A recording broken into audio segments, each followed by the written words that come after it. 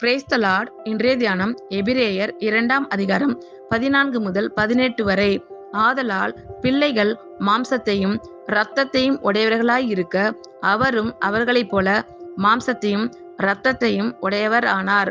மரணத்துக்கு அதிகாரியாகிய பிசாசானவனை தமது மரணத்தினாலே அழிக்கும்படிக்கும் ஜீவ காலமெல்லாம் மரண பயத்தினாலே அடிமைத்தனத்திற்கு உள்ளானவர்கள் யாவரையும் விடுதலை பண்ணும்படிக்கும் அப்படியானார்.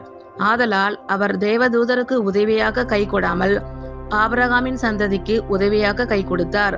அன்றியும் அவர் ஜனத்தின் பாவங்களை நிவர்த்தி செய்வதற்கு ஏதுவாக தேவகாரியங்களை குறித்து இரக்கமும் உண்மையும் உள்ள பிரதான ஆசாரியராய் இருக்கும்படிக்கு எவ்விதத்திலும் தம்முடைய சகோதரருக்கு ஒப்பாக வேண்டியதாய் இருந்தது.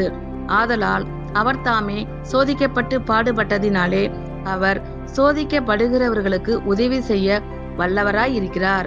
ஆமேன். கர்த்தர் உங்கள் அனைவரையும் ஆசீர்வதிப்பாராக. God bless you all.